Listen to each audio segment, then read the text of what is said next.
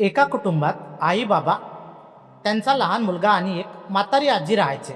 घरचे वातावरण तसे आनंदात सुरू होते, पण त्या घरच्या स्त्रीचे आपल्या सासूसोबत पटत नव्हते. त्यामुळे ते एकमेकांसोबत फार कमी बोलायचे. पण घरी लहान मुलगा असल्यामुळे सर्वत्र आनंदाचे वातावरण होते. सासू सुना घरी असायच्या आणि मुलगा एका नोकरीवर होता.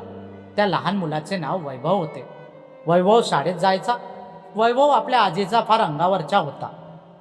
आजी पण त्याची फार काळजी करायची. कधी कधी तर शाळेतून आल्यानंतर तो सरळ आजीकडे जायचा आणि आजीला जेवण मागायचा. तसेच तो नेहमी आजी आजी करत राहायचा. त्यामुळे वैभवच्या आईला आश्चर्य वाटायचे. मी घरी असताना सुद्धा नेहमी हा आजीकडे असतो आणि आजी आजी करत असतो, असे त्या सुनेला वाटायचे. पण सून आपल्या सासूसोबत जास्त बोलत नव्हती आणि नेहमी त्यांचे लहान लहान गोष्टीवरून भांडण सुरू असायचे. कधी कधी तर वैभवची आई आपल्या सासूवर फार ओरडायची, तिला अनेक गोष्टी ऐकवायची. त्यामुळे आजीला फार वाईट वाटायचे. पण घरात भांडण नको व्हायला म्हणून ती म्हातारी आजी शांत राहायची. सुट्टीच्या दिवशी वैभवचे आई बाबा वैभवला बाहेर घेऊन जात होते. त्यामुळे वैभवला फार आनंद व्हायचा. एक वेळा त्याने आई बाबांना विचारले की आपण नेहमी बाहेर जात असतो आणि आजीला का बरं नेत नाही. यावर वैभवची आई म्हणाली, तुझी आजी आता म्हातारी आहे, तिला बरोबर चालता येत नाही, त्यामुळे आपण आजीला सोबत आणत नाही. खरं तर सासू सुनेचे आपसात पटत नव्हते आणि या गोष्टी वैभवच्या बाबाला सुद्धा माहीत होत्या. कारण कधी कधी आईचा चेहरा बघून वैभवच्या बाबाला सर्व गोष्टी समजून जायच्या. वैभवची आजी घरच्या कामात सुद्धा हातभार लावायची आणि उरलेल्या वेळात आपल्या नातवासोबत खेळायची. एक दिवस सासू सुनामध्ये फार मोठे भांडण झाले. त्यावेळी वैभव सुद्धा तिथेच होता.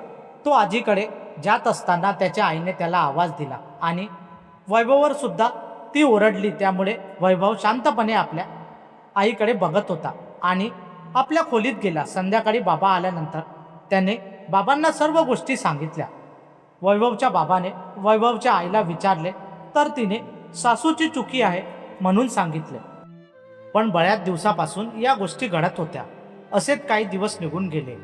आता वैभवच्या आईचे आणि त्याच्या आजीचे आपसात बोलणे फार कमी झाले होते. पण वैभव आपल्या आजीसोबत असलेले नाते अजूनच चांगले होत चालले होते. कधी कधी तर तो आपल्या आजीच्या खोलीत रात्री झोपून जायचा. तसेच सुट्टीच्या दिवशी तर आजी त्याला बाहेरच्या पटांगणात फिरायला घेऊन जायची. तेव्हा त्याला फार आनंद व्हायचा. बाबासुद्धा तिथे येऊन त्याच्यासोबत क्रिकेट खेळायचे. तेव्हा तर वैभवचा आनंद गगनात मावेनासा असायचा. एकदा वैभव आपल्या बाबांसोबत बोलत होता आणि ज्या गोष्टी त्याने आपल्या बाबांना बोलल्या ते ऐकून तर बाबांना फारच आश्चर्य वाटले. वैभव बाबांना म्हणाला की मी मोठा झाल्यानंतर आईला कधीच कुठे घेऊन जाणार नाही आणि तिच्याशी बरोबर बोलणार सुद्धा नाही. तसेच मी तिच्यावर फार रागवेल. जेव्हा बाबांनी वैभवला या गोष्टीचे कारण विचारले आणि वैभवने ज्या गोष्टी बाबांना सांगितल्या त्या ऐकून बाबांना तर फार विचार आला. त्यांनी लगेच आपल्या बायकोला आवाज दिला आणि सर्व गोष्टी सांगितल्या. तिला सुद्धा या गोष्टी ऐकून धक्का बसला. वैभव म्हणाला की आई नेहमी आजीला लहान लहान गोष्टीहून रागवते, तिला अनेक गोष्टी ऐकवते, त्यामुळे आजीला फार वाईट वाटते. म्हणून मी सुद्धा मोठा झालो की आईला फार रागवेल. तसेच वैभवने आज बऱ्याच गोष्टी आईबद्दल आपल्या बाबांना सांगितल्या होत्या. या सर्व गोष्टी ऐकून वैभवच्या आईला आश्चर्य वाटले आणि तिला आपली चुकी समजली. पण त्या दिवसानंतर वैभवच्या आईमध्ये बदल दिसून आला आणि ती आता आपल्या सासूसोबत चांगली बोलायची. त्यामुळे वैभवच्या आजीला सुद्धा छान वाटायचे.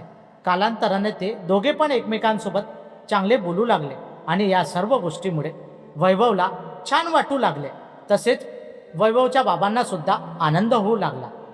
एका लहान वैभवमुळे आज त्या घरात फार चांगल्या पद्धतीने आनंद वावरतो आणि सर्व एकमेकांसोबत चांगल्याने राहतात. कथेला लाईक आणि चॅनलला सबस्क्राईब करायला विसरू नका. धन्यवाद.